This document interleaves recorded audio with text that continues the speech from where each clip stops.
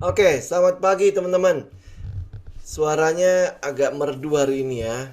Maklum ya, kita 2 hari teriak-teriak kemarin.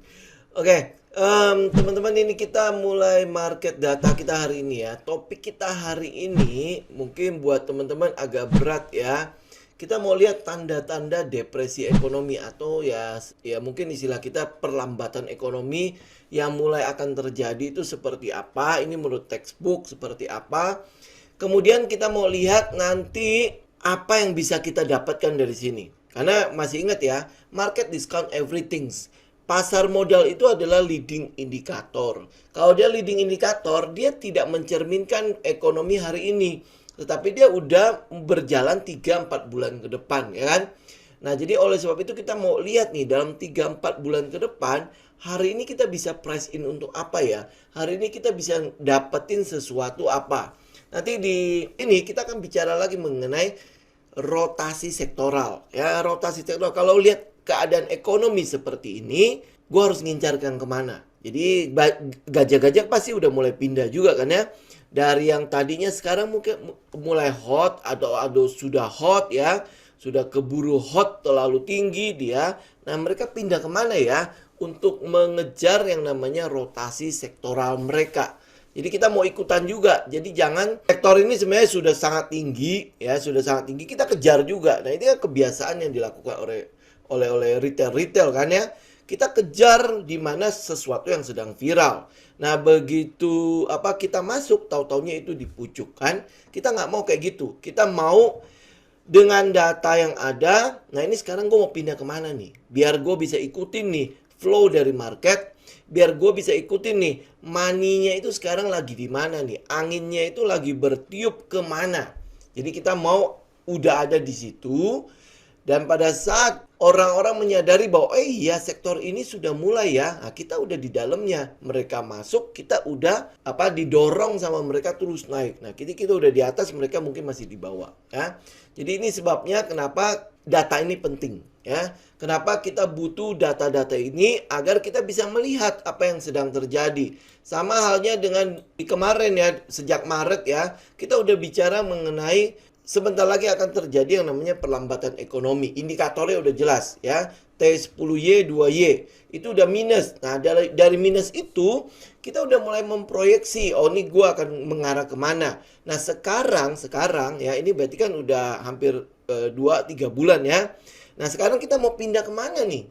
Nah, kita mau mulai ngelihat hal itu. Tapi sebelumnya, biar jelas dulu ya, apa sih sebenarnya tanda-tanda kita bisa mulai mendeteksi nih, ada depresi enggak ya yang terjadi sekarang.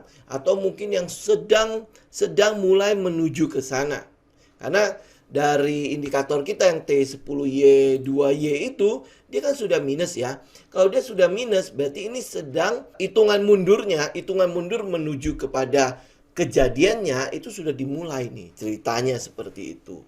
Nah, tanda-tanda depresi menurut textbook ya, kalau teman-teman kuliah di ekonomi makro ya, di manajemen ya, atau nanti ngambil magister manajemen teman-teman pasti akan dapetin hal-hal kayak gini ya. Tanda-tanda yang paling nyata itu adalah terjadinya crash pada pasar modal. Jadi terjadi penurunan pada pasar modal. Kenapa pasar modal itu turun duluan? Karena pasar modal isinya apa sih? Isinya adalah perusahaan-perusahaan kan. Nah, perusahaan-perusahaan ini kan berarti langsung berhubungan dengan dunia nyata, toh. Karena ada penurunan pada permintaan, ya pasti langsung efek dong ke mereka. Apakah kita tunggu sampai efeknya jadi? Efeknya keluar, oh ini loh laporan keuangannya hari ini jelek ya, terus habis itu baru kita mulai berhenti. Oh iya, aku harus keluar dari saham itu kan tidak ya. Kita sudah melihat gejala-gejalanya dari technical. Menangnya kita trader adalah kita bisa membaca technical ya. Jadi dari technical kita udah mulai bisa sense nih, ini kayaknya ada perubahan pada arahnya nih, ada trendnya akan berubah, akan ada reversal dan lain sebagainya. Jadi pertama pasti akan ditandai dengan crash pada pasar modal. Jadi apakah sekarang lagi crash? Sebenarnya kita masih bicara ini mengenai mini crash ya, mini. Jadi ada koreksi yang mini, kemudian nanti akan ada pantulan di situ. Pantulan ini bukan berarti dia terus naik ya. Saya ulangi sekali lagi, pantulan ini bukan berarti dia terus naik, tapi ini pantulan untuk ke bawah lagi. Jadi kayak bola bekel lah ya, dia mantul dari permukaan kemudian sampai ke atas. Jadi di atas ya kalau kena plafon lagi ya dia akan kembali turun. Dorongan untuk turunnya jauh lebih besar ya kalau kita lihat saat ini dibandingkan dengan dorongan untuk naik. Sentimennya teman-teman bisa ngerasain lah ya. Kalau teman-teman ada di market ya udah sejak dari yang kita bilang lah dari bulan Maret kemarin. Terus abis itu kita lihat The Fed seperti apa ya kan, agresifnya udah dimulai. Kenapa? Karena inflasinya sudah mulai tidak terkendali dan lain sebagainya. Oke. Yang kedua adalah karena keadaan ekonomi seperti itu, maka akan berkurang yang namanya demand pada barang dan jasa. Jadi barang apa? Tadinya mereka mulai bisa beli ini, beli itu, beli ini, beli itu. Tapi kok kayaknya ya pendapatan yang mereka dapat mungkin dari sisi gaji, mungkin dari sisi harga barangnya tersebut kok tambah naik, gajinya masih tetap di sini ya, tetap di bawah. Ini kok kayaknya kalau hanya mengandalkan gaji nggak ngejar ya kalau mau memenuhi lifestyle saya. Jadi dia akan mulai mengurangi barang-barang yang mereka nggak penting, nggak perlu ya, mulai fokus kepada kebutuhan pokok saja. Nih ceritanya begitu ya. Nah, karena adanya pengurangan pada demand, pasti akan terjadi yang namanya pengurangan permintaan pada pabrik-pabrik. Jadi ordernya berkurang. Kalau order berkurang berarti mereka tidak melakukan produksi seperti layaknya mungkin di waktu-waktu normal. Jadi ini teman-teman akan lihat. Kalau lihat dari indikator, teman-teman bisa lihat trading economic ya. Itu memang udah berkurang konsumsinya. Jadi dari grafiknya kita udah terus berkurang. Itu lihat sendiri lah ya di trading economics. Kemudian ada terjadinya pengendalian terhadap harga dan gaji. Ya, kalau gaji ini memang kalau di Indonesia agak susah lah ya, kecuali memang terjadi hyperinflasi banget ya. Terus kita nggak bisa mengendalikan bagaimana perusahaan memberikan gaji kepada pemerintah ya, terutama ya nggak bisa mengendalikan ya, perusahaan pengennya PHK dan lain sebagainya. Nah di situ peran pemerintah pasti akan masuk. Waktu resesi itu biasanya begitu ya, pemerintah akan masuk ya. Kalau di Indonesia kan sering akan dibikin program padat karya, program bikin got lah, apalah ya, biar mereka punya pekerjaan ya, biar mereka punya pemasukan kan kayak gitu ya. Nah yang ini pengendalian terhadap harga kalau di Indonesia udah sering banget. Termasuk yang baru-baru ini adalah pengendalian pada harga minyak goreng ya. Kenapa harus dikendalikan? Karena itu berhubungan dengan kebutuhan pokok banyak orang ya, kebutuhan pokok banyak orang.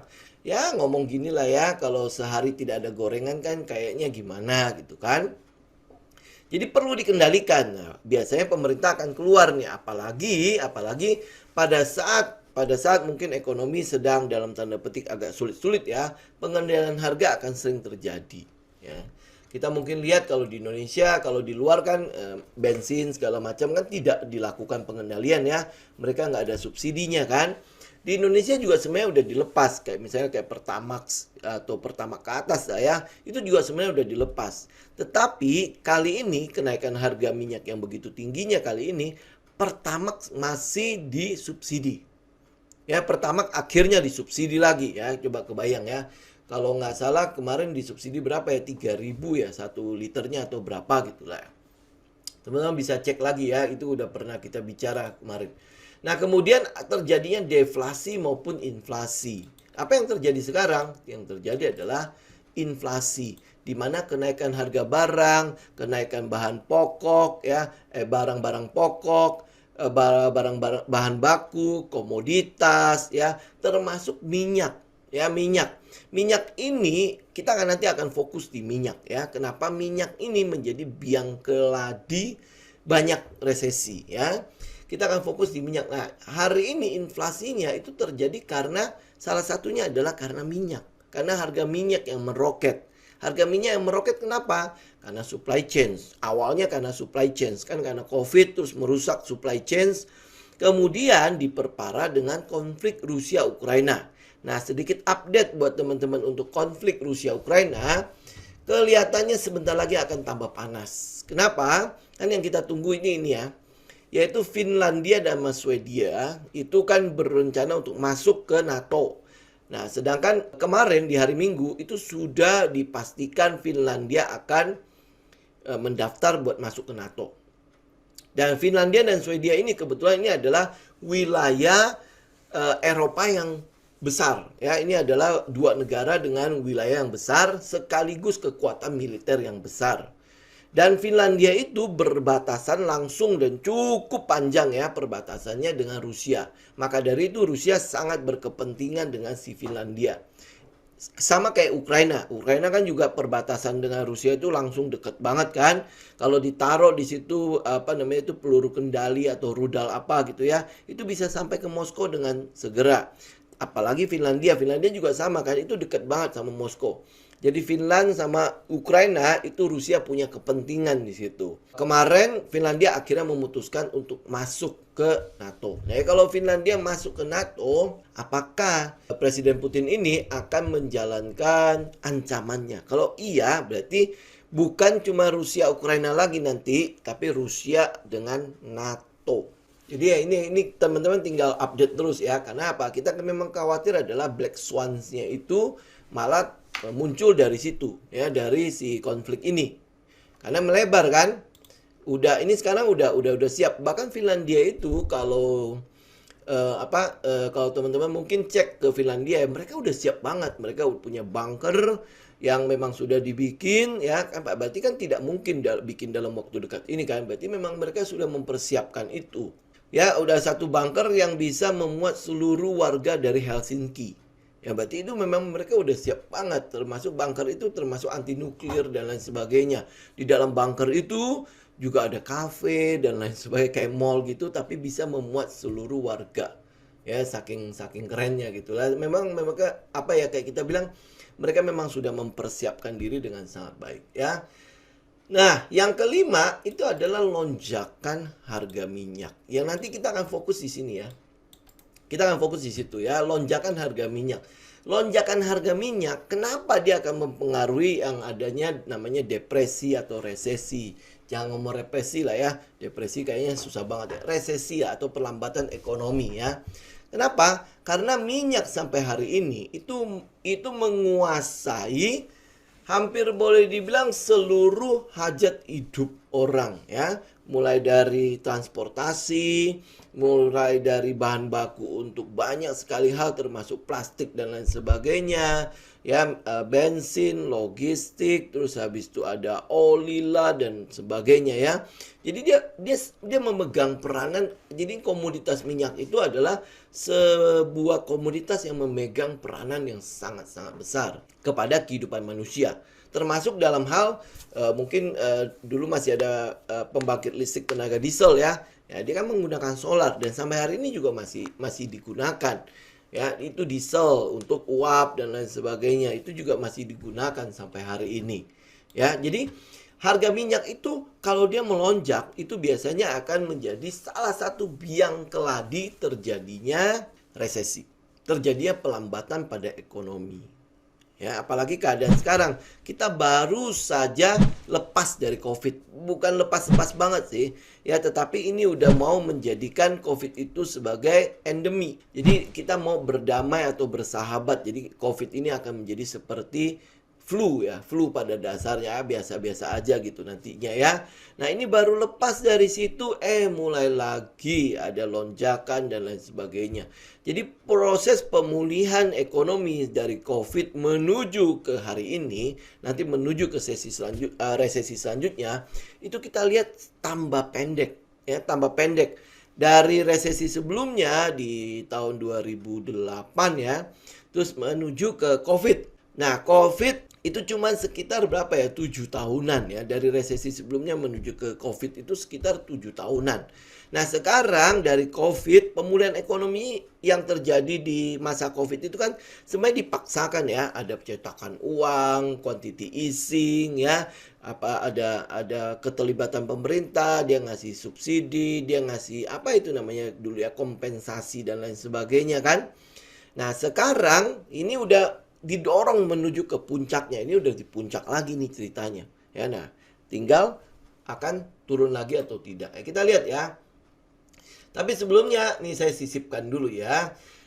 kita akan ada kelas coaching ini. Kelas coaching yang 2 bulan. Nanti di bulan Juni ya. Di bulan Juni ini udah deket sekali ya. Bulan Juni. Jadi bulan ini adalah bulan terakhir teman-teman kalau mau daftar kelas coaching. Kelas coaching kita akan berlangsung selama 2 bulan. Apa yang kita pelajari dalam kelas coaching bedanya dengan di price action yang 2 hari. Di kelas coaching kita lebih komprehensif udah pasti karena 2 bulan ya. Prosesnya 2 bulan. Kita akan trading bagaimana si market maker melakukan tradingnya atau memasukkan uangnya itu ya. Jadi kita akan pertama membuat indeks yang berupa saham-saham yang akan jadi multi bagger yang istilah kita adalah super performance ya. Jadi ini adalah saham-saham yang punya potensi ke depannya seperti apa. Jadi dari awal kita akan dituntut untuk membuat indeks kita sendiri. Jadi ini watchlist. Jadi nggak cuma memakai LQ45 lah, JI70 dan lain sebagainya yang sudah disediakan oleh bursa ya. Tetapi kita buat indeks kita sendiri. Nah, kalau indeks kita sendiri berarti kriteria yang kita punya. Kita tahu bagaimana bobotnya dari skor-skor yang ada di dalam indeks kita. Ya, kemudian kita akan mengenal namanya price cycle ya, Wyckoff price cycle. Ini seperti apa sih Wyckoff price cycle? Kemudian konsep-konsep mengenai sentimen analisis atau katalis analisis kayak gini-gini ya. Sentimen analisis, katalis analisis, kemudian ya sektoral rotasi sektoralnya. Kita bisa mengumpulkan data-data sehingga data ini ya kita bisa menjadi pegangan kita untuk mengikuti sebuah trend. Ini kayak contoh kayak hari inilah ya. Bahwa ini kita udah mulai ada rotasi. Kalau hari ini teman-teman masih ada berkutik di komoditas terus ya dan mengharapkan harga saham-saham komoditas akan ke langit lagi atau ke bulan dan lain sebagainya, itu sudah tidak di situ lagi kita. Itu cuman buat teman-teman mau pakai itu buat swing doang, swing trading. Nah, sekarang rotasinya kemana? Ini semua kita akan lihat di situ ya. Bagaimana membaca tahapan akumulasi, bagaimana membaca tahapan yang namanya distribusi dan lain sebagainya.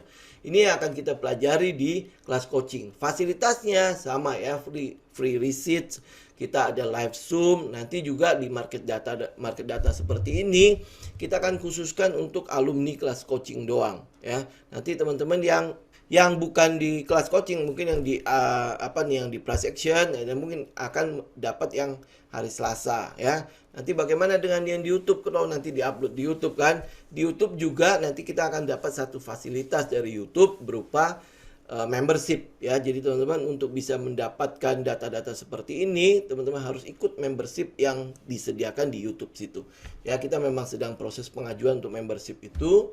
Ya, itu yang akan kita lakukan. Kemudian di peserta dan alumni juga kita sedang develop satu yang namanya mobile apps ya, dan ini sekarang sudah dalam proses finalisasi ya. Nanti di mobile apps itu kita bisa lihat skor kita untuk setiap saham-saham yang ada, kemudian kalkulator untuk menghitung position sizing, kemudian news kita bisa update juga di situ, atau news dia bisa update sendiri. Jadi jangan mengharapkan kalau news yang ada di aplikasi kita isinya ada yang soal gosip dan lain sebagainya, pasti nggak ada. Isinya adalah soal bisnis, soal update data-data emiten dan lain sebagainya.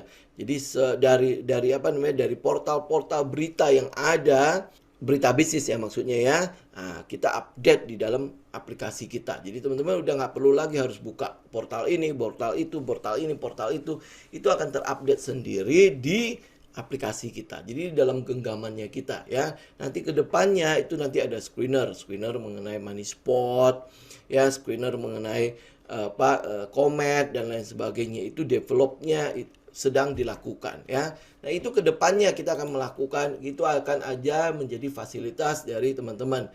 Kemudian pasti ya teman-teman yang ada di coaching class akan bergabung dengan komunitas kita. Jadi di alumni coaching class itu pasti akan lebih diperhatikan lah ya. Kita update data di situ, kita melakukan ada nggak sesuatu hal-hal yang penting. Jadi kita masukin ke dalam grup alumni ya, alumni di kelas coaching. Itu fasilitas yang ada di peserta kelas coaching ya. Nah, untuk keterangan lebih lanjut, teman-teman bisa hubungin admin ya. Kelas coaching untuk batch 10 ini itu akan berlangsung di bulan Juni, tanggal 6 Juni ya. Tanggal 6 Juni kita akan mulai sampai dengan tanggal 5 Agustus. Jadi benar-benar 2 bulan full. 2 bulan full teman-teman akan bareng-bareng sama kita ya. Dan di batch 10 ini masih blocking time bersama saya. Ya, maksudnya saya masih terlibat langsung di situ. Tapi nanti mungkin yang di batch 11 ya memang kita juga sudah mulai menuju kepada e-learning. Ya, e-learning. Karena kalau blocking time memang nanti pasti akan menghasilkan harga-harga yang cukup premium ya. Nah, kalau dia sudah masuk ke e-learning ya artinya e-learning teman-teman bisa buka videonya kapan saja, mungkin mau mengulang videonya juga kapan saja. Di coaching class juga sama, cuman bedanya di batch 10 ini kita masih live. Jadi masih saya langsung ya. Tapi nanti kalau misalnya udah di batch 11 kita udah mulai berlangsung e-learning ya, itu harganya mungkin memang akan turun karena sudah tidak melibatkan saya secara langsung setiap hari gitu ya. Tapi nanti akan ada tim, kemudian kita nanti ada live-nya itu bukan setiap setelah Senin, Rabu sama Jumat lagi, tetapi lebih ke arah ya mungkin di pool di 1 minggu atau mungkin di pool di 2 minggu sekali baru live gitu ya. Jadi ini mungkin nanti akan membedakan e-learning kita dengan coaching class yang di batch 10. Jadi ya dengan kata lain mungkin batch 10 ini akan menjadi batch terakhir di mana kita live langsung ya. Jadi blocking time saya. Jadi benar-benar saya melibatkan diri di situ. Jadi dari bulan Juni sampai bulan Agustus. Next Agustus saya berharap adalah paket-paket yang di e-learning itu sudah jadi. Jadi teman-teman mungkin bisa mendapatkan harga yang jauh lebih murah ya, jauh lebih terjangkau lah. Jadi kita bisa menjangkau juga lebih banyak orang. Oke. Jadi ini untuk keterangan lebih lanjut teman-teman bisa hubungin Ibu Yuli ya. Yuli nomor teleponnya itu nanti sepanjang video ini juga ada nomor teleponnya. Oke. Nah, kita lanjut lagi ya. Apa sih yang menyebabkan inflasi itu? Nah, inflasi itu adalah salah satu biang keladi atau indikator yang kedua ya di mana kita bisa lihat akan adanya pelambatan pada ekonomi ya. Inflasi itu disebabkan oleh teman-teman lihat di sini ya. Apa ini? Oil price, harga minyak ya memang sengaja dibikin cukup besar ya. Karena apa? Lihat dari komoditas yang lain semua itu ngarahnya ke sini. Karena harga minyak yang tinggi berarti kan kita mau nggak mau ngeluarin uang yang lebih banyak untuk melakukan transportasi dari rumah kerja ya, pulang kerja atau mungkin dari rumah ke tempat yang mana-mana lah ya. Apalagi teman-teman kalau misalnya adalah marketing yang berkegiatan terus ya, jalan terus ya, itu pasti akan berefek banget ya, dimana harga logistik kita, harga transportasi kita itu meningkat sangat tinggi kalau harga minyaknya tinggi juga. Nah, di Indonesia sendiri di mana harga minyak itu masih disubsidi, kita adalah salah satu-satunya net importer yang memberikan subsidi pada harga minyak. Kebayang ya, kita sudah net impor, kita import, kita subsidi pula. Kita beli dari tempat lain, kita subsidi biar kita bisa nikmati dengan lebih murah nih kita rakyat Indonesia. Jadi bersyukurlah kita ada di Indonesia ya. Ya, nah itu berarti apa? Semakin tinggi harga minyak, semakin berat APBN kita bekerja. Berarti semakin tinggi subsidi yang kita lakukan. Harusnya subsidi ini bisa kita alokasikan untuk untuk pembangunan, tetapi ini cuman untuk dibakar dan akhirnya menguap. Gitu aja gitu loh. Jadi hampir ratusan triliun kita habiskan untuk dibakar. Itu subsidi kita kan. Nah itu di Indonesia. Jadi oleh sebab itu harusnya ada pembangunan tapi tidak ada. Jadi otomatis ya namanya utang jadi harus kita tambah. Ya terus habis itu rupiah kita tidak kunjung menguat. Ya kenapa? Ya karena tidak ada daya saing. Kita harusnya bisa menggunakan ratusan triliun itu untuk membangun, malah akhirnya dibakar begitu saja. Produktivitas kita itu masih paling rendah. Ya, produktivitas kita masih paling rendah di ASEAN. Ya, mungkin masih lebih bagus daripada Myanmar dan lain sebagainya. Tapi tetap saja produktivitas kita masih rendah. ya. Nah, apalagi dengan rate economic growth ini udah banyak sekali direvisi kan oleh IMF, Bank Dunia, itu udah banyak direvisi. Apalagi setelah adanya konflik Rusia Ukraina itu direvisi semua. Ya, monetary policy ini udah jelas ya. Kita udah lihat ke depannya akan ada kenaikan suku bunga ya. Jadi ujung-ujungnya semua tetap akan menaikkan yang namanya inflasi atau mungkin membakar yang inflasi atau mencegah inflasi terus membesar ya. Nah, kita tinggal lihat monetary policy ini, kenaikan suku bunga itu bisa mencederai nggak pertumbuhan ekonomi yang ada. Kalau dia mencederai pertumbuhan ekonomi yang ada, ya ujung-ujungnya apa? Masuk ke resesi, masuk ke perlambatan ekonomi. Ya. Kita lihat di sini nih. Ini adalah inflasi hampir seluruh dunia, hampir ya, karena nggak mungkin kita masukin seluruh dunia di situ. Tetapi di sini ada Indonesia. Indonesia sudah 3,5%. Biasanya berapa? Selama waktu di COVID itu masih 1,2, ya kan? Nah, ini udah naik. Kenapa naik? Sebenarnya ini bagus untuk pertumbuhan ekonomi. Artinya ada permintaan pada barang. Bagus, ya bagus. Tetapi masalahnya adalah permintaan barang naik tidak disertai oleh kenaikan pendapatan mereka. Kalau pendapatan mereka tidak ikut naik, nah ini nanti kita lihat ya rata-rata gaji di Indonesia itu berapa. Ya, makanya kan kalau lihat ya pendapatan kita waktu di tahun 80 ya gaji kita dapat berapa, kita bisa nabung banyak loh. Benar nggak? Coba flashback dulu ya. Sebelum resesi, sebelum pernah krisis ya di 98 ya. Waktu kita dapat gaji berapa ya, kita merasa bahwa kelebihan gaji kita untuk nabung itu banyak banget. Ya banyak banget. Tapi hari ini gaji sama kebutuhan pokok itu kayaknya lebih tinggi kebutuhan pokok. Ya ini nggak bisa kita nggak bisa pungkiri ya. Tapi ini yang terjadi. Oke? Nah, resesi paling tinggi di mana? Venezuela, Turki ya 70%, Turki, Rusia udah 17,8%. Wajar ya karena dia sedang perang kan. Di situ ada Polandia 12% lebih. Ini daerah-daerah ini nih, daerah-daerah Eropa ya. Nah, ini US 8,3 ya kan baru ya 8,3. India saja sudah 7,8 loh, India.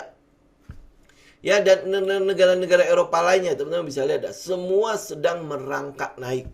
Termasuk Jepang. Ya, Jepang dulunya kan inflasinya rendah-rendah ya. Singapura mana? Singapura. Nah, Singapura aja sudah 5,4%. Ya, ini udah tinggi-tinggi semua nih. Ya. Nah, teman-teman lihat ini lebih ini ya. Kita lebih bagi lebih jauh ya. Internal cost of inflation sama eksternalnya. Kalau internalnya lihat naiknya harga properti, naiknya harga properti. Ini saya berasa banget. Kemarin saya udah sempat mention sedikit ya. Properti saya selama COVID malah naik loh. Ya malah naik tajam. Itu sesuatu yang tidak kita sangka-sangka ya. Properti yang dijual ya pada saat mereka launching itu hampir 100% juga terjual laku. Lah, ini berarti orang-orang punya uang nih. Cuman nggak bisa ngapa-ngapain kan. Jadi akhirnya mereka pakai uang cash mereka disalurkan ke aset. Jadi semua membuat akhirnya harga propertinya pada naik. Kemudian lihat ini. Boom di kredit. Masih ingat ya yang itu loh online kredit online itu loh ya yang sering ditelepon ya terus habis itu pinjamin online, betul ya. Itu tiba-tiba naik tajam loh. Naik tajam. Kebayang nggak sih gitu ya. Itu naik tajam, itu sudah terjadi. Ini sudah terjadi sampai akhirnya orang sampai kapok-kapok ya. Bunganya begitu tingginya. Ini terjadi nih. Pinjol ya, terus habis itu kartu kredit juga udah mulai naik. Waktu di pandemi memang kita lihat ya tingkat pemakaian kartu kredit itu turun, tapi setelah beberapa tahun ini tingkat pemakaian kartu kredit mulai naik. Ya mulai naik. Nah, habis itu ini lihat kenaikan pajak ya, kenaikan resiko dalam bisnis segala macam itu udah terjadi semua kan? Benar ya? Udah terjadi. Nah, terus habis itu bagaimana? Biaya biaya buruh ya, berarti upah minimum semua juga naik. Semua juga naik toh. Nah, ini oil udah naik ya, commodity price naik ya, kemudian higher inflations in other country itu naik semua. Depresiasi terhadap nilai tukar kita juga sudah mulai. Sekarang ada 14.500, bentar lagi 14.600. Bentar lagi ya 15.000 sekian, ya kan? Itu semua sudah terjadi loh. Ini semua sudah terjadi. Jadi kita lihat inflasi kita akan terus naik. Makanya kalau lihat data-data ini, jadi nggak heran nanti tanggal 20 Bank Indonesia pasti menaikkan suku bunga. Nah, cuma kita mau tahu berapa persen, ya, berapa tinggi. Oke, ini inflasi, teman-teman udah bisa lihat ya. Dari sini kita mau lihat yang oil ya. Kenapa oil itu menjadi biang keladi ya? Ini berarti kalau pertama indikator kita T10Y 2Y itu sudah menunjukkan bahwa ini counting down untuk menuju kepada pelambatan ekonomi sudah terjadi. Kedua, indikator kedua yang kita lihat adalah naiknya harga minyak. Naiknya harga minyak sudah membuat inflasi, lihat ini naik kan harga minyak ya, inflasi lihat ini. Saya nggak punya grafik, saya nggak dapat grafik inflasi dengan harga minyak yang ada di Indonesia. Ya, jadi mau nggak mau kita ambil dari luar semua ya. Kita bisa lihat ya, ini harga minyak yang merah itu harga minyak dan ini inflasinya. Nah, inflasi sekarang kan udah di 8,3. Harga minyaknya sudah nggak di sini, lebih ke atas lagi. Ya, ini salah satu biang keladi. Jadi harga minyak yang tinggi, berarti kita semakin dekat lagi. Jadi ini bahan bakar untuk terjadinya pelambatan pada ekonomi ya, bahan bakarnya. Nah, habis itu teman-teman lihat di sini. Setiap kali kenaikan harga minyak ini resesinya loh. Lihat harga minyaknya ada di mana? Ya. Harga minyaknya melonjak tinggi. Ini resesi tahun 80, ini resesi tahun 73. Harga minyaknya melonjak tinggi. Ini resesi tahun ini masih ya 80 sampai 81 ya. Di 90 harga minyaknya naik tinggi. Ya, ini pada saat itu inflasi Irak ke Kuwait. Kemudian 2021 harga minyak melonjak tinggi. 2007 harga minyak lebih gila lagi. Ya. Nah, sekarang 2020 harga minyaknya juga sudah menggila, udah di atas 100 lagi. Jadi dengan kesimpulannya apa? Ya tinggal tunggu waktu ya. Counting down-nya mungkin semakin cepat kah? Ya, atau mungkin dia lebih dekat lagi ke pelambatan itu terjadi ya. Nah, ini kita lihat di sini. Ini waktu 2008 harga minyak kan segini ya. Nah, sekarang udah mau mendekati nih. 2008 kan resesi ya. Ya kan? Ini udah mau mendekati lagi setelah konflik Rusia-Ukraina. Nah, ini kalau sampai dia melebar ke NATO, ya jadi Rusia itu versus Ukraina versus NATO, yes, wis lah ya, ini harga nggak tahu berapa lagi. Ya kan? Kenapa? Karena kalau perang itu udah pasti kebutuhan minyak akan meningkat. Lah iya, kalau enggak tank-tanknya itu jalan pakai apa? Ya kan? Jadi otomatis pasti akan ada yang namanya permintaan pada minyak lagi. Jadi demand-nya mulai meningkat lagi. Demand mulai meningkat, sedangkan supply-nya, teman-teman tahu lah ya, di Rusia kan sedang itu ya, di ban ya, ada berapa, 6,5 juta barrel kan. Ya, supply-nya nggak ada, demand-nya itu lagi tinggi-tingginya. Otomatis harga minyak pasti akan lebih naik lagi. Nah, kalau harga minyak pasti akan naik lagi ya, berarti itu apa? Itu sentimen sebenarnya positif. Cuman ya sentimennya positifnya agak nggak gitu bagus ya. Tapi itu sentimen positif untuk saham-saham yang berhubungan dengan gas dan minyak. Kenapa gas? Karena kalau teman-teman eksplorasi minyak itu pasti akan ketemu gas. Jadi gas dan minyak itu adalah saudara kembar yang tidak bisa dipisahkan. Teman-teman mau ngambil gas ya harus ngambil minyaknya juga. Teman-teman mau ngambil minyak ya harus ngambil gasnya juga. Ya, mungkin gasnya banyak, minyaknya dikit. Atau mungkin minyaknya banyak, gasnya dikit. Kalau di Indonesia pasti banyak gas daripada minyak lah ya. Oke, nah ini yang kita mungkin bisa lihat lebih jauh ya. Ini sampai ke tahun 1600-an ya, 1860-an ya. Di situ juga sama. Teman-teman lihat yang ini yang di blok-blok ungu ini atau biru muda ini, itu adalah resesi. Nah, pada saat resesi gimana harga minyak? Semua melonjak. Semua melonjak. Jadi harga minyak itu selalu ada di atas-atas dan akhirnya menimbulkan resesi. Ya, jadi ini cuman data-data di masa lampau yang kita pakai sekarang. Dan itu semuanya mengarah kepada resesi. Semuanya, ya, semuanya. Jadi kenaikan harga minyak, resesi. Kenaikan harga minyak, resesi. Mungkin nanti kalau kita udah semakin sedikit menggunakan minyak, udah mulai menggunakan energi baru dan terbarukan, ya, mungkin ini udah beda lagi datanya. Tapi sekarang kita masih ikut data ini, ya. Jadi lonjakan harga minyak ada resesinya. Oke. Nah, sekarang kita lihat. Itu tadi harga minyak kan. Harga minyak menyebabkan inflasi. Sedangkan pendapatan kita tetap. Pendapatan kita nggak naik loh. Ya, tapi harga barang sudah mulai naik. Harga-harga barang dan jasa semua naik ya. Permintaan nanti akhirnya apa? Akan mengerut. Ya, demand-nya akan semakin berkurang. Kalau demand berkurang, efeknya kan ke pendapatan dari perusahaan-perusahaan yang listing di bursa. Ya, dia udah nggak ada pendapatan. Sama kayak COVID kemarin lah, tiba-tiba lockdown. Ya, lockdown. Ini mungkin tidak akan lockdown, tapi permintaannya akan turun. Permintaan akan turun. Tadinya udah segini nih permintaan. Turun lagi. Melandai gitu ya, melandai. Nah, kalau dia melandai, harga sahamnya gimana? Ya kan harga itu bergerak karena fundamentalnya kan. Ya kalau fundamentalnya melandai ya otomatis harganya juga akan melandai ya. Jadi kita lihat ya, ini data dari luar sekali lagi ya. Data kalau kita dibandingkan ya, rata-rata minimum wage itu berarti UMR ya. UMR di Indonesia itu sekitar 31%,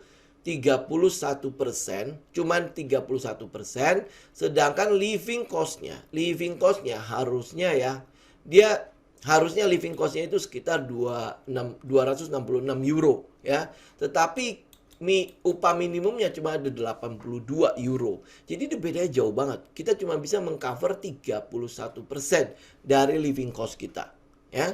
Nah kalau teman-teman punya minimum wage ya UMR ya, berarti cuman untuk di area dimana yang namanya kebutuhan pokok kan. Jadi kalau misalnya yang tertier atau mungkin yang untuk kebutuhan papan segala macam ya mungkin belum bisa tercover ya. Ini yang kenyataan yang ada di Indonesia. Di negara-negara lain juga sama sebenarnya. Kambodia malah lebih parah, Bangladesh apalagi cuma 19%. Jadi kita masih cukup tinggi ya. Sri Lanka apalagi ya. Ini kalau dibandingkan China ya dan lain-lain sebagainya termasuk India, kita masih cukup tinggi 31%. Beda kayak Malaysia, Malaysia hampir setengahnya nih. Jadi UMR-nya bisa mengcover lebih dari setengah living cost mereka. Kalau di Indonesia 31 aja, kalau lihat dari sini sebenarnya kita masih cukup bersyukur lah ya. UMR kita masih bisa mengcover sepertiga dari biaya hidup kita. Jadi ya kalau teman-teman mungkin udah sampai ke papan, pangan segala macam ya. Yang penting pangannya udah tercapai, papan mungkin masih kontrak segala macam ya. Tapi kita lebih baik daripada yang lain. Ya, oke. Nah, kita lihat lagi yang lain. Ini adalah kebutuhan hidup ya dibandingkan dengan pendapatannya kita. Kita lihat sampai hari ini kebutuhan hidup. Makanya ini yang saya bilang, sebelum resesi yang di tahun 98, saya nggak tahu teman-teman berasa nggak. Karena waktu sebelum 98 saya udah punya penghasilan ceritanya. Kita bisa nabung loh. Kita bisa nabung jauh lebih banyak daripada yang kita spendingkan. Karena waktu itu ya, saya ingat banget ya, kita kalau misalnya pergi ke Carrefour ya, dulu kan udah ada Carrefour ya. Kita beli dengan uang 100.000 itu sudah dapat satu bukan keranjang loh, tetapi troli. Oh itu udah banyak banget isinya. Hari ini kita pergi ya ke supermarket, kita beli 100.000, itu jangan bilang keranjang, jangan bilang itu troli ya, keranjang pun nggak penuh. Bayang ya. Jadi ini mencerminkan itu. Jadi yang kita lihat sekarang pendapatannya kita mungkin cuma pas-pasan untuk biaya hidup. Ya ini yang saya bilang, kalau misalnya ke depannya bagaimana dengan zamannya anak-anak kita? Lebih mudah apa lebih susah? Ya pasti akan jauh lebih susah. Ya, kalau teman-teman sudah tahu ini, Maka cepat-cepat berusahalah, kerja lebih keras ya untuk mendapatkan lebih agar mereka punya kehidupan yang lebih baik. Oke, ini data. Jadi saya tidak memotivasi teman-teman mau percaya mau enggak. Yang pasti ke depannya zaman anak-anak kita, apalagi cucu kita, itu akan jauh lebih susah. Nah, zaman kita masih lebih muda daripada mereka. Ayo cepet-cepet. Ya, berusahalah mendapatkan something di sini nih. Something untuk kita mewariskan ke mereka. Nah, termasuk trading. Ya, termasuk trading. Itu adalah sebuah warisan untuk mereka. Teman-teman kalau sudah tahu bagaimana cara trading, bagaimana cara kerja bisnis trading ini, wariskan ke mereka. Karena saya percaya trading ini ya, metode yang kita pakai kan sudah 200 tahun yang lalu kita pakai. Zamannya Jesse Livermore, zamannya Charles Dow, zamannya Wyckoff ya, zamannya si Nicholas Darvas dan lain sebagainya. Itu sampai hari ini kita masih pakai kan metodenya mereka ya, dan saya yakin banget itu pasti akan dibawa dan masih akan dipakai lagi untuk 200 tahun yang akan datang. Ya. Jadi ini datanya. Jadi kita bukan pada keadaan yang semakin baik. Kita dalam keadaan yang semakin sulit. Ya, sorry to say, saya bukan menjatuhkan mental teman-teman, tapi semoga ini malah bisa menjadi motivasi buat kita semua. Jangan depend on satu aliran mata air. Kalau mata air ditutup, ya teman-teman lihat bakalan susahnya setengah mati. Jadi kalau memang bisa menciptakan banyak sekali aliran mata air, ciptakan. Ya, ini yang mungkin motivator bilang ya, lu kalau bisa ya bikin bagaimana aset lu bekerja dari mana-mana. Nah, ini lo tujuannya, bukan untuk mencapai passive income dulu. Kita untuk mencapai yang namanya financial freedom ya. Financial freedom ya, jangan sampai mata air kalau ditutup air mata yang keluar. Ya, financial freedom itu apa sih? Financial freedom adalah sebuah tingkat pendapatan di mana kita sudah bisa memenuhi pendapatan kita dengan mempertemukan yang namanya biaya hidup sama pendapatan kita. Udah, sebenarnya teman-teman udah financial free. Nggak usah pikir jauh-jauh financial freedom harus punya Ferrari, harus punya yacht, segala macam. Nggak usah pikir sampai sejauh itu. Carilah pendapatan yang bisa nutupin biaya hidup selesai. Ya. Nah, pendapatannya kalau bisa yang pasif. Nah, ini ngomongnya gitu ya. Oke, saya nggak melakukan motivasi di sini. Oke, kita balik lagi ke data ya. Nah, karena data itu ya, hari ini saya mau kasih lihat teman-teman ya. Hari ini di UK itu United Kingdom, berarti Inggris ya. Hari ini berita ya, ini beritanya ya.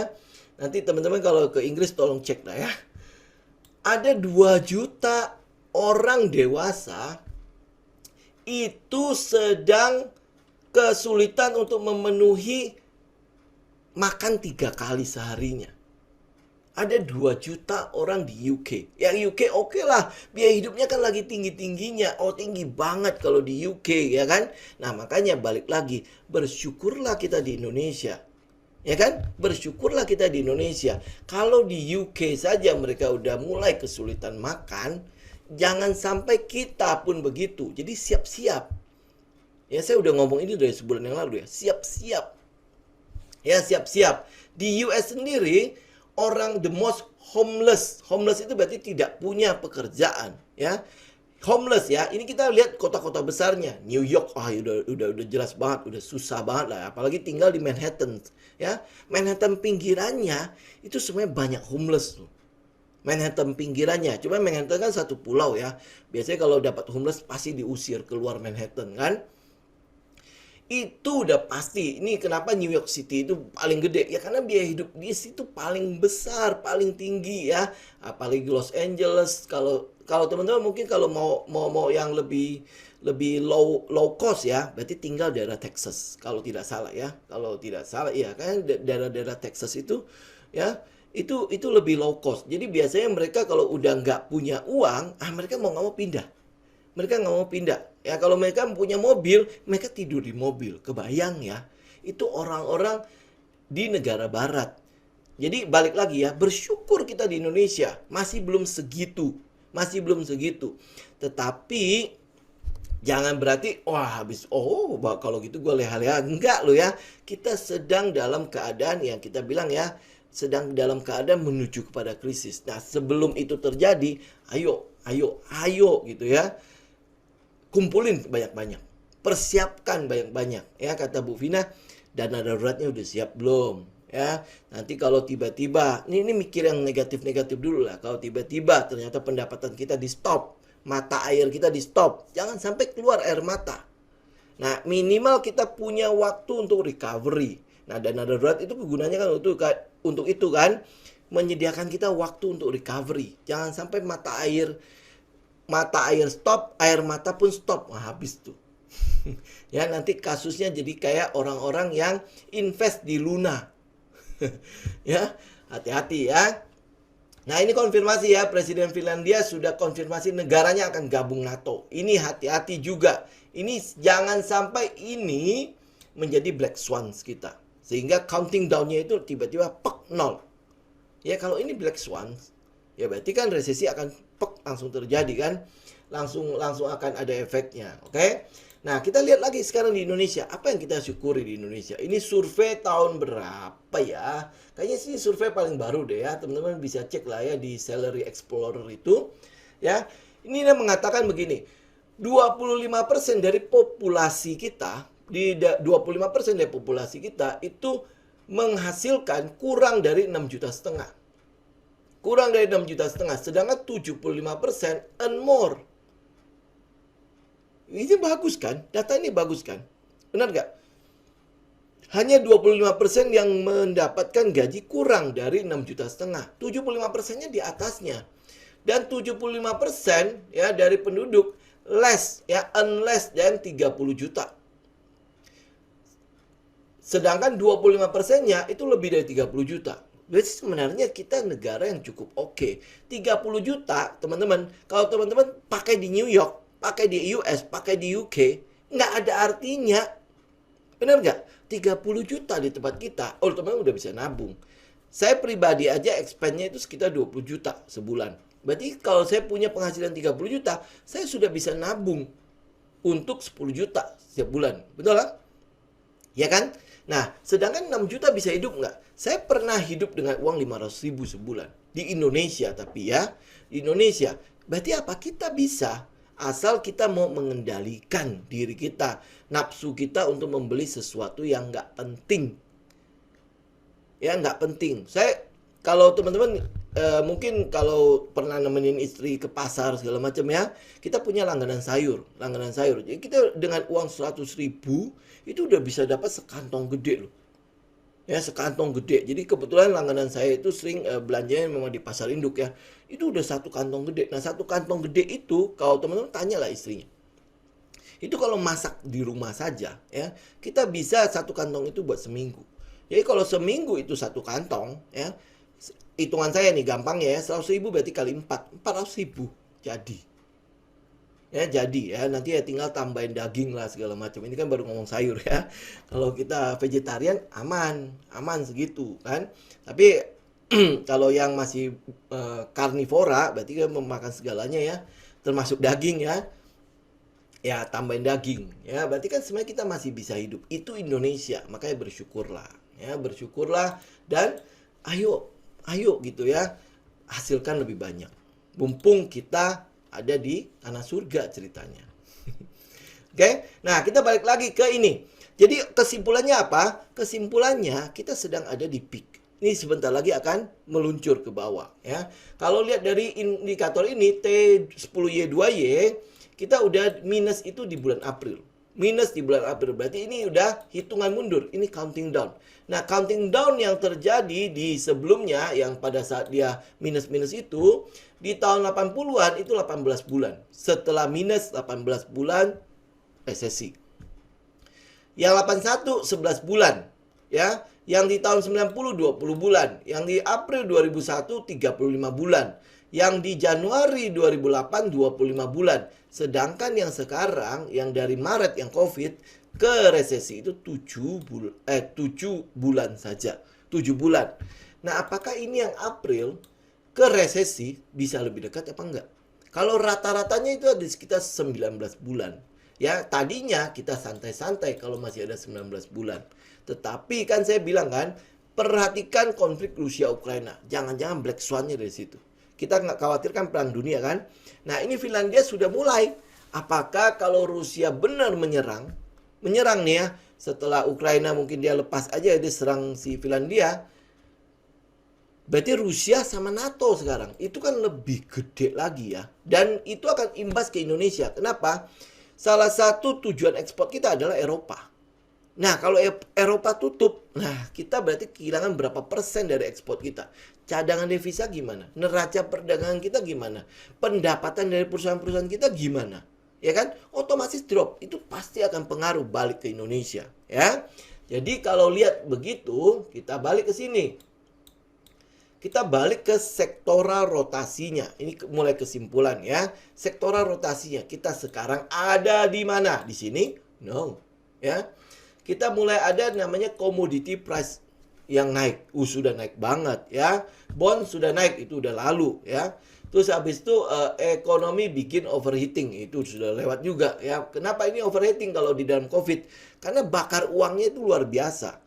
Pertumbuhan uang cash ya, M2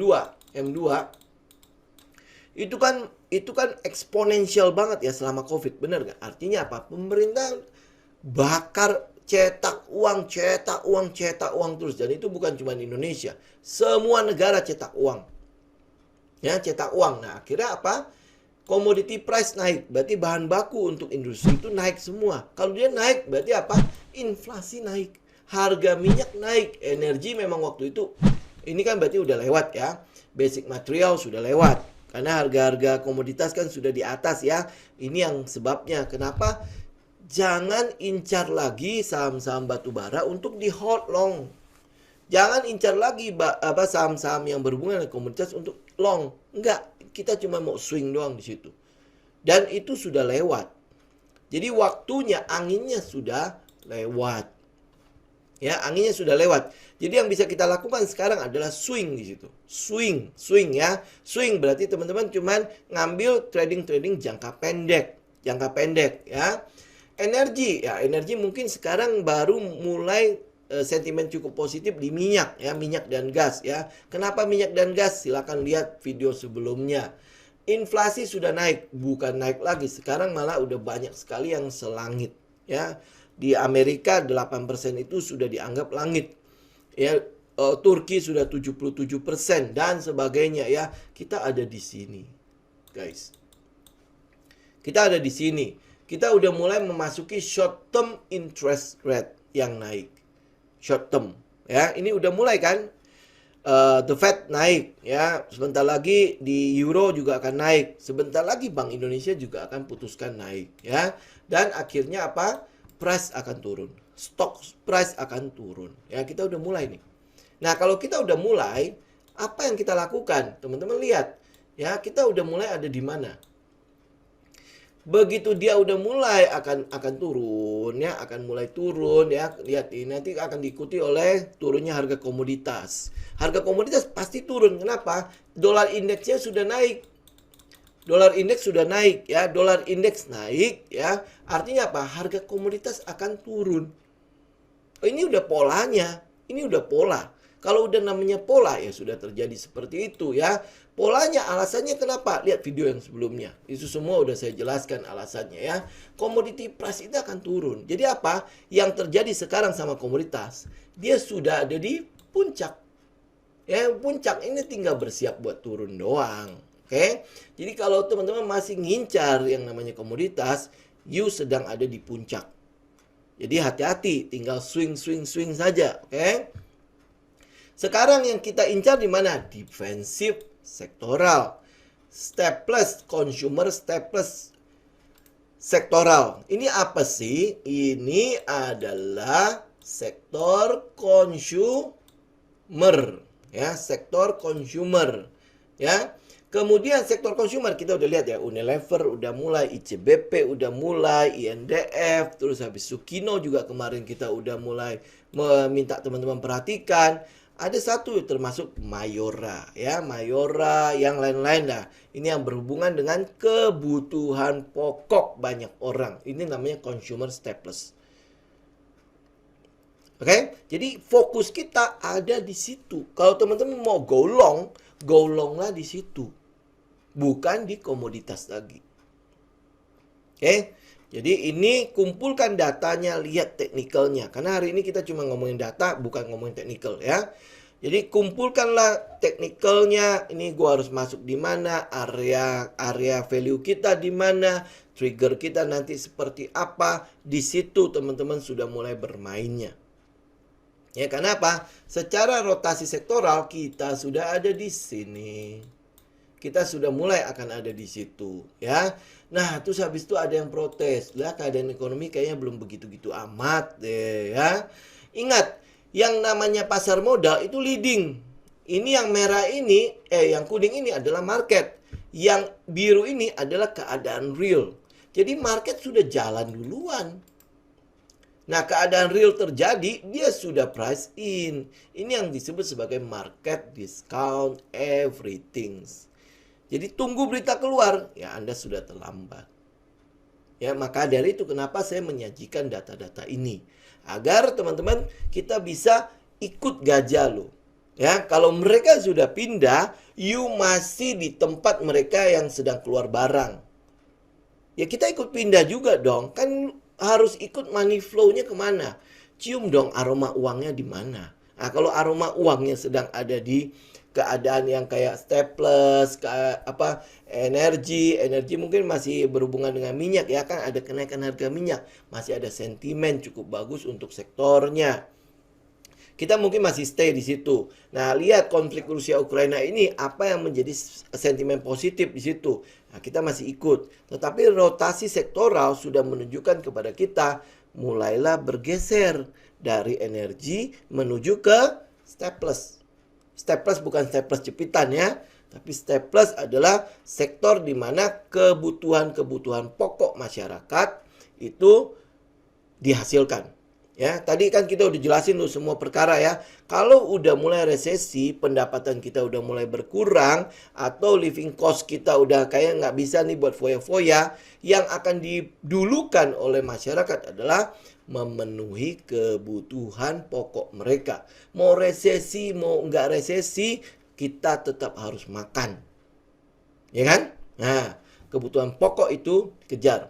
Nah, udah itu kalau kita udah mulai masuk resesi, ini sektor satu teman-teman perhatikan ya. Kalau kita udah mulai masuk resesi, teman-teman ingat gak? Ada satu sektor lagi yang akan berjaya. Yang berjaya ini dalam arti apa? Berjaya untuk orang-orang yang punya cash. Cash is king pada saat resesi. Ya, kenapa? Karena banyak sekali barang-barang yang tadinya harga Mercy sekarang harga bajai. Ya, dan ingat resesi itu akan berlalu. Resesi itu akan berlalu. Nah, karena dia masuk resesi, kita kesulitan kan, ada kredit nggak kebayar, usaha nggak bisa, segala macam. Akhirnya apa? Jual aset. Jual aset, kalau lu kepepet, apa yang dilakukan? Lu jual murah. Itu yang dibilang Mercy bisa jadi harga Avanza pada saat resesi. Mercy bisa jadi harga bajai pada saat resesi. Orang jual aset, termasuk dalam hal ini real estate, ya, real estate. Jadi kalau teman-teman punya cash sekarang, cari cash sebanyak-banyaknya, ya. Kemudian pada saat resesi nongol di pasar obral. Itu obral. Resesi itu bukan sesuatu yang menakutkan. Ingat, resesi itu justru menyenangkan buat kita yang siap. Ya, saya udah mengalami beberapa resesi dan beberapanya yang awal-awal 98 saya tidak siap, hancur ya. Waktu 2008 itu setengah-setengahnya siap. Ya 2007 2008 tiba-tiba pak gitu ya. Nah, waktu kemarin saya agak siap. Ya, agak siap. Nah, hari ini saya ingin mengajak teman-teman, yuk kita siap-siap yuk ya. Pada saat penurunan market, di situ banyak Mercy harga bajai. Di situ banyak Mercy harga Avanza. Teman-teman tinggal siap apa enggak. Jangan sampai uangnya, cashnya gue lagi nyangkut di atas, cashnya masih di situ. Ya, ini sedang berusaha untuk manjat ke atas lagi biar bisa ngambil cashnya ya, wis telat. Ya, jadi yang kita lakukan pada saat ini market sudah turun, pertama adalah kita mulai lihat step plus. Sektor consumer ya, sektor consumer, kemudian teman-teman bisa lihat housing ya, housing mungkin saja akan mulai, dan biasanya pada saat terjadi penurunan pada market, penurunan pada ekonomi, pemerintah akan mengeluarkan sebuah program yang namanya program padat karya. Nah, program padat karya biasanya itu berurusan dengan infrastruktur, terutama untuk program Jokowi hari inilah ya, itu berurusan dengan infrastruktur. Jadi teman-teman juga perhatikan itu. Kemungkinan besar sektor ini juga akan digenjot. Kurang lebih begitu teman-teman, ini data kita hari ini ya. Teman-teman ada pertanyaan nggak? Nggak berat-berat banget kan ya. Jadi datanya teman-teman lihat semua, ada sentimen positif di minyak, ada sentimen positif di consumer ya, karena apa? Rotasi sektoralnya. Dan saya mengajak teman-teman untuk siap-siap, cash is king ya, cash is king. Kalau udah mulai resesi, di situ you bisa beli aset-aset yang tadinya mahal menjadi harga bajai. Harga-harga saham juga tadinya mahal menjadi harga bajai. Ya, dan mungkin satunya lagi adalah teman-teman lihat ya, perusahaan-perusahaan yang berhubungan dengan emas. Biasanya kalau resesi emas itu akan dicari. Ya, kenapa? Karena itu safe haven. Oke ya, saya pikir cukup dulu ya teman-teman ya untuk hari ini ya. Semoga data-data kita hari ini bisa menjadi gambaran teman-teman ya. Kedepannya kita harus seperti apa. Terus habis itu dalam kehidupan real kita juga harus seperti apa. Minimal siap. Siap, jangan sampai nanti udah resesi bilang ya, nanti saya bikin satu video, oh kita udah resesi ya, kita udah sah masuk resesi. Nanti baru ngomong, kita nggak pernah ngasih datanya ya. Semoga data kita hari ini bisa membuat teman-teman seenggak-enggaknya mulai berpikir apa yang harus saya lakukan nanti. Ciptakan mata air yang baru. Jangan sampai mata air tutup, air mata yang keluar ya. Yang saya ngeri itu adalah udah mata air nggak ada, mata air pun kering ya. Itu udah bahaya ya. Oke. Nah, akhir kata teman-teman, saya mengucapkan juga selamat Hari Waisak buat teman-teman yang merayakan ya. Dan selamat meneruskan liburan untuk teman-teman yang saat ini masih liburan. Oke? God bless semua. Thank you untuk waktunya sudah bergabung ya. Kita ketemu lagi besok ya. Besok kita udah ketemu lagi. Oke?